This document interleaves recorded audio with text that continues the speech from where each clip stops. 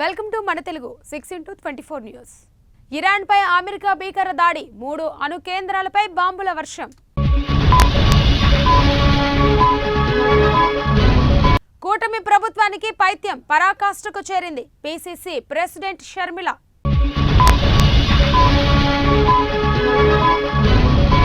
EC match fixing, ప్రతిపక్ష నేత Rahul Gandhi.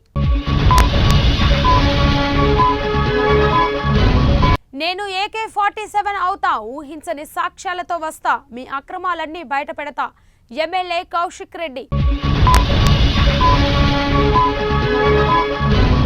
Brand Visakha వేదికగా సరికొత్త రికార్డు సాధించాం మంత్రి లోకేష్. 18 ఏళ్లుగా దక్కని న్యాయం, ఆయేషా మీరా హత్యాచారం కేసులో సిబిఐ ఫైనల్ రిపోర్ట్. ట్రంప్కి జ్ఞానం లేదు, పాక్ నిజం చెప్పదు, ఓవైసీ ఫైర్.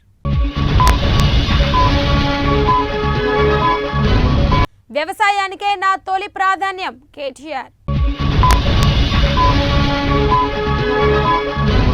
నైజీరియా చేపల మార్కెట్లో ఆత్మాహుతి దాడి, 12 మంది మృతి.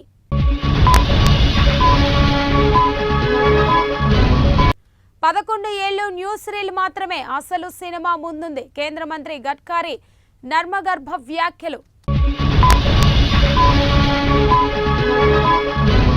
పాక్ గొంతు ఎండాల్సిందే, కేంద్ర మంత్రి అమిత్ షా.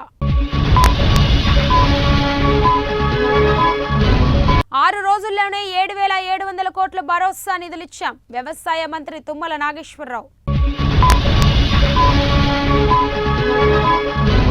ఇది కేడీల బేడీల రాజ్యం, మాజీ మంత్రి హరీష్ రావు. కొత్త తరానికి శక్తిగా AI ఆధారిత వైద్యం ఆవిష్కరణలు, మంత్రి దుద్దిల్లా శ్రీధర్ బాబు.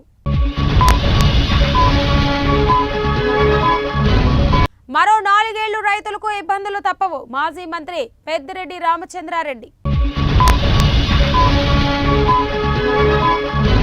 చంద్రబాబు ముఖంలో అదే కోరత్వం, కుటీలత్వం, సజ్జల రామకృష్ణారెడ్డి.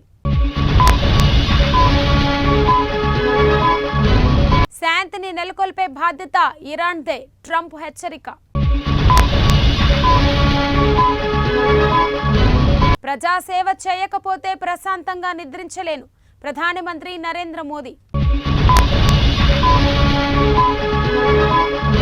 తెలంగాణతో చర్చించకుండా ఢిల్లీ నుంచి అనుమతులు కోరడం సరైనది కాదు, ముఖ్యమంత్రి రేవంత్ రెడ్డి.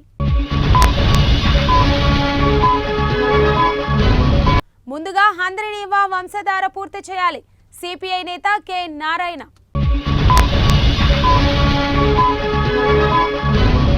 విద్యుత్ ఉద్యోగులకు 2% డిఏ, డిప్యూటీ సీఎం బట్టి విక్రమార్క. జీవో 49ను వెంటనే రద్దు చేయాలి, సిపిఎం కేంద్ర కమిటీ సభ్యుడు తమ్మినేని డిమాండ్.